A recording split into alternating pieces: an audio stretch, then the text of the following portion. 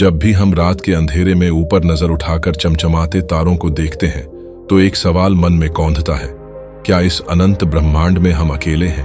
क्या सिर्फ हमारी पृथ्वी ही जीवन का केंद्र है, या कहीं और भी कोई हमारी तरह सोचने, समझने और महसूस करने वाली सभ्यता बसी हुई है? यह सवाल न केवल वैज्ञानिकों बल्कि हर इंसान के मन में उत्सुकता, रोमांच और रहस्य की लहरें उठा देता है। हमारा ब्रह्मांड इतना विशाल है कि इसकी कल्पना मात्र से ही दिमाग चकरा जाता है।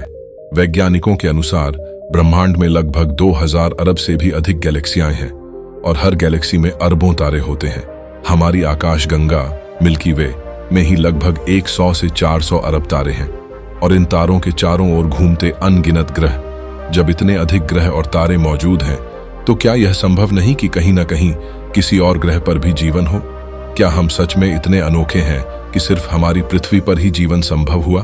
अब तक के शोध और खोज हमें संकेत देते हैं कि हम अकेले नहीं हो सकते।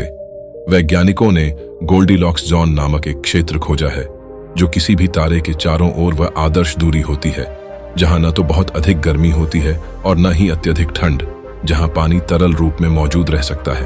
अब तक कई एक्सोप्लैनेट, हमारी सौर प्रणाली से बाहर के ग्रह इस जोन में पाए गए हैं। मंगल ग्रह पर पानी के निशान मिले हैं, जिससे यह संभावना बढ़ जाती है कि वहां कभी जीवन रहा होगा या भविष्य में हो सकता है। शनि का चंद्रमा एनसेलाडस और बृहस्पति का चंद्रमा यूरोपा दोनों के अंदर विशाल महासागर होने के प्रमाण मिले हैं।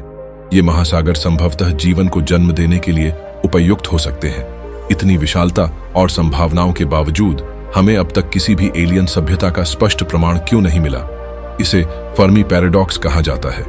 यह विरोधाभास हमें सोचने पर मजबूर करता है कि अगर ब्रह्मांड में जीवन होना इतना संभावित है तो फिर हमें एलियंस से संपर्क क्यों नहीं मिला? क्या वे हमसे बहुत दूर हैं, या क्या वे इतने विकसित हैं कि हमें नजरअंदाज कर रहे हैं?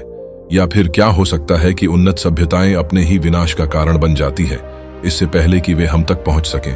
बहुत से लोग यह मानते हैं कि सरकारें एलियंस के अस्तित्व को छिपा रही हैं। यूएफओ अनआइडेंटिफाइड फ्लाइंग ऑब्जेक्ट्स से जुड़ी खबरें और घटनाएं इस रहस्य को और गहरा बना देती हैं। अमेरिका के पेंटागन ने हाल ही में यूएफओ से संबंधित कई वीडियो जारी किए जो दिखाते हैं कि कुछ उड़ती हुई वस्तुएं हमारी तकनीक से कहीं अधिक उन्नत हो सकती हैं। कल्पना कीजिए कि अगर हमें एलियंस का प्रमाण मिल जाए तो क्या होगा? कुछ लोग डरेंगे कि वे हमसे कहीं अधिक शक्तिशाली होंगे, वहीं कुछ रोमांचित होंगे कि आखिरकार हमें अपने ब्रह्मांडीय पड़ोसियों से मिलने का मौका मिलेगा। इससे हमारी मान्यताओं और विश्वासों पर गहरा असर पड़ेगा। क्या वे भी हमारे जैसे सोचते होंगे? क्या उनके भी अपने धर्म और विश्वास होंगे? अगर हम किसी उन्नत सभ्यता से संपर्क कर पाए तो उनकी तकनीक और ज्ञान से हमारी प्रगति में जबरदस्त बदलाव आ सकता है। अगर वाकई हम अकेले हैं तो इसका मतलब यह होगा कि जीवन का जन्म लेना और विकसित होना एक अत्यंत दुर्लभ घटना है। इसका मतलब यह भी होगा कि हमें अपनी पृथ्वी को और अधिक संजोकर रखना चाहिए क्योंकि यह अनमोल है। तो क्या हम इस अनंत ब्रह्मांड में अकेले हैं? जवाब अभी भी अनसुलझा है, लेकिन एक बात तय है, चाहे हमें एलियंस मिले या ना मिले, हमारी खोज, हमारी जिज्ञासा और हमारे सवाल कभी खत्म नहीं होंगे, क्योंकि यही इंसान होने की सबसे खूबसूरत बात है। हम हमेशा जानना चाहते हैं, समझना चाहते हैं और आगे बढ़ना चाहते हैं। अब सवाल यह है, क्या आप मानते हैं कि कहीं ना कहीं हमारे अलावा भी कोई मौजूद है, या फिर आप सोचते हैं कि हम इस ब्रह्मांड के अकेले राजा हैं?